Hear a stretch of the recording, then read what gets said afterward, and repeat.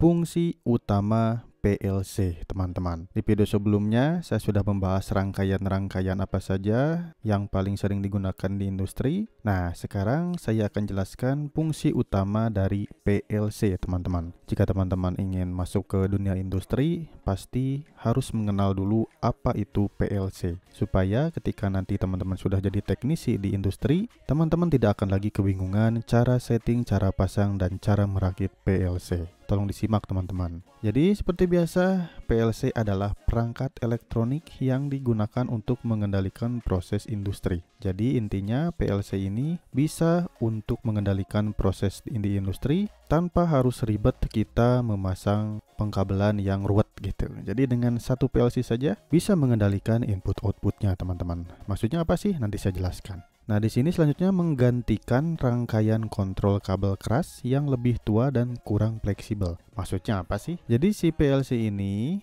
kita tidak perlu lagi merakit rangkaian kontrol yang begitu banyak sekali, tapi dengan satu PLC saja kita bisa merakit beberapa input dan output sangat simpel teman-teman. Jadi kita hanya memasang di input lalu keluarannya di output. Biar tadi saya jelaskan supaya teman-teman tidak bingung ya. Untuk selanjutnya di sini PLC sangat penting dalam aplikasi otomasi dan kontrol proses. Sudah pasti teman-teman. Karena dengan satu PLC ini kita bisa memudahkan pekerjaan hanya dengan memprogram dari laptop lalu kita bisa menjalankan PLC tersebut. Oke, di sini saya akan jelaskan fungsi utama dari PLC. Nah, ini adalah paling utamanya. Silakan teman-teman simak dan catat ya. Jangan sampai teman-teman ketika ditanya sama HRD-nya, malah gak tahu fungsi dari utama PLC tersebut. Nah, jadi yang pertama fungsi utama PLC itu yaitu mengendalikan proses industri secara otomatis. Sudah pasti ya, karena PLC ini yang bisa mengendalikan proses industri secara otomatis. Jadi kita sangat simpel ya, dengan menggunakan PLC tidak perlu perwiringan lagi,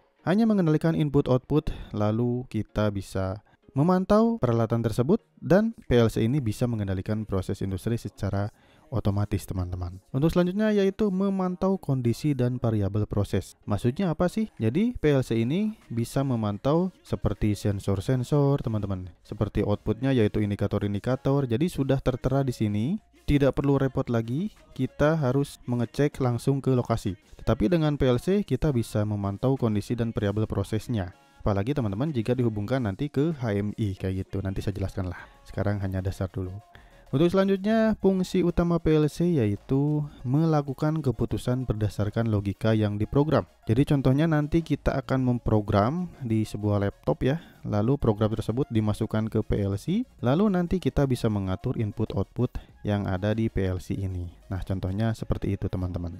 Jadi bisa melakukan keputusan berdasarkan logika yang diprogram. Jadi logikanya itu kita membuat rangkaian apa nih? Lalu kita masukkan ke PLC, lalu nanti kita bisa men-setting input-outputnya secara otomatis. Di sini sudah ada nomor satu nih, secara otomatis seperti itu teman-teman. Untuk selanjutnya yang terakhir yaitu mengendalikan perangkat keras seperti motor, pompa, dan katup dan lain-lain. Si PLC ini bisa mengendalikan perangkat keras seperti motor listrik, pompa air, dan katup-katup yang harus dijalankan oleh PLC ini teman-teman. Walaupun perangkatnya kecil kayak gini ya, tetapi kita bisa mengendalikan perangkat keras seperti motor, pompa, dan katup. Bagaimana caranya? Nanti saya jelaskan lagi. Oke, selanjutnya di sini saya akan jelaskan prinsip kerja dari PLC. Nah, di sini di sisi kiri saya ini sudah ada dasar prinsip kerja PLC.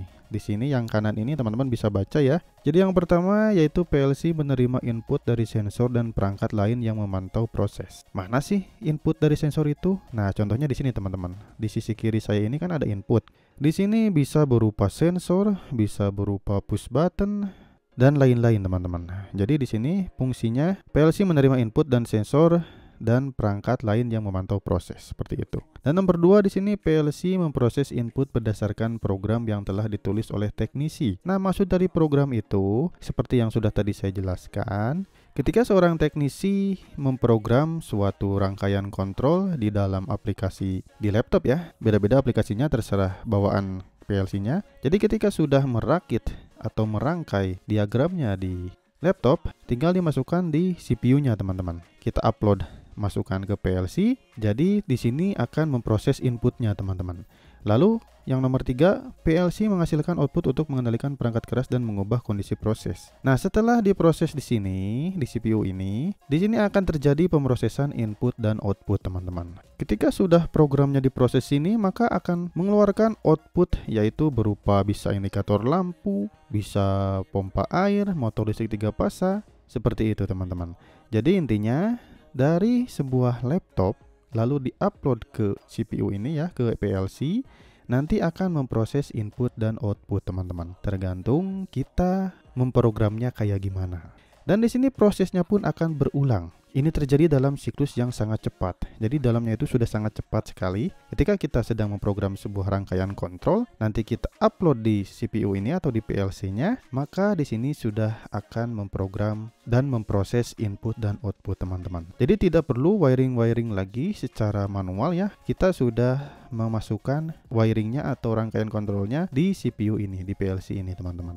Jadi kita cukup dimudahkan dengan PLC ini. Itu dasarnya, teman-teman. Nah, selanjutnya di sini ada input output PLC itu apa aja sih? Di sini contohnya ada sensor, teman-teman. Jadi sensor ini ada tanda panah masuk ke dalam, berarti si sensor ini masuknya inputan, teman-teman. Di sini juga ada contohnya push button switch. Jadi di sini ada push button untuk inputan si PLC ini. Lalu masuk ke PLC yang sudah diprogram tadi, maka dari itu keluarannya outputnya nanti bisa jadi pompa atau di sini katup bisa juga, dan di sini juga drive motors atau buat motor 3 fasa, dan bisa juga untuk lampu atau indikator lampu, teman-teman. Ini hanya sekedar logika saja. Sebenarnya nanti di keluaran output PLC itu tidak boleh langsung ke motor ya.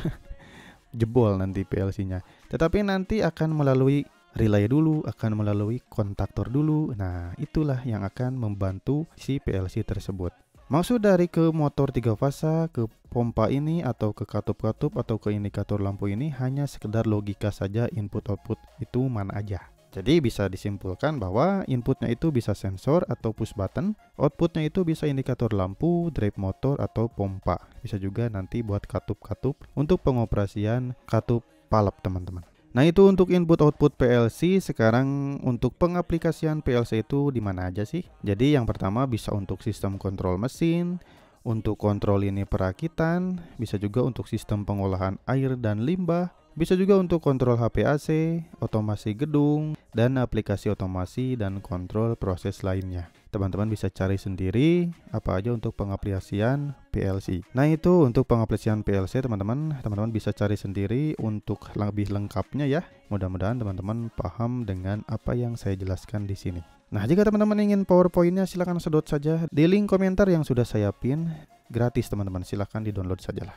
Terima kasih. Mudah-mudahan bermanfaat. Ditunggu untuk video saya yang selanjutnya.